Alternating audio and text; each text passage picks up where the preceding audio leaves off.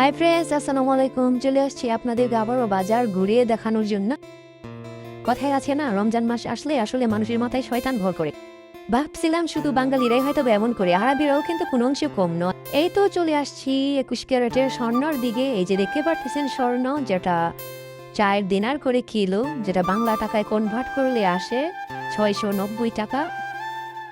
মোটামুটি সব দোকানে ঘুরে দেখলাম 4 টাকা করে কিলো কাঁচামরিচ। তবুও ভালো, আলহামদুলিল্লাহ, কারণ আমরা গত বছর 5 টাকা কিলো কাঁচামরিচ খেয়েছি। এই যে বন্ধুরা দেখতে পারতেছেন, আমরা বিদেশের বাড়িতে একটু শাকসবজি খেতে চাই। এই যে শাকের দাম দেখেন, এই যে মূলা শাক, প্রত্যেকটা মূলা শাক, লাল শাক, যাই যেই শাকই নেই না কেন আমি, প্রত্যেকটাই 170 টাকা, 72 টাকা মুঠা।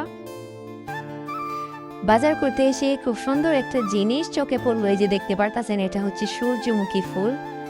কতটা বড় দেখতে পারতেছেন, আর প্রত্যেকটা বীজই কত স্পষ্ট।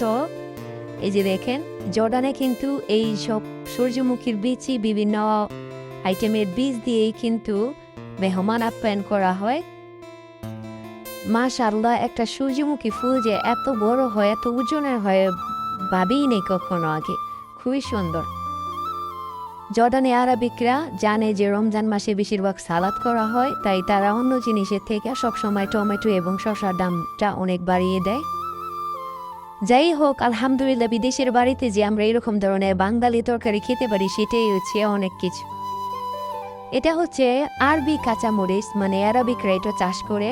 দেখতে খুবই সুন্দর, বাট এটার ভিতরে ঝাল নেই, ঝাল কম মরিচ। কিন্তু একটা জিনিস আমাদের বাঙালি ভাইদেরকে জিজ্ঞেস করলাম যে এত দাম কেন কাঁচা মরিচের। উনারা বলল যে এখন নাকি মাজরায় চাষ কম হচ্ছে, কিন্তু এটা একেবারে মিথ্যা কথা। ওনারা প্রতিবার এরকমই বলে থাকে। আমরা গত বছর এই কাঁচামরিচ 5 দিনার করে কিলো খেয়েছি। বেগুনের দামটা অনেক বেড়ে যেত, বাট বেগুনের দামটা কেন বাড়েনি বন্ধুরা জানেন?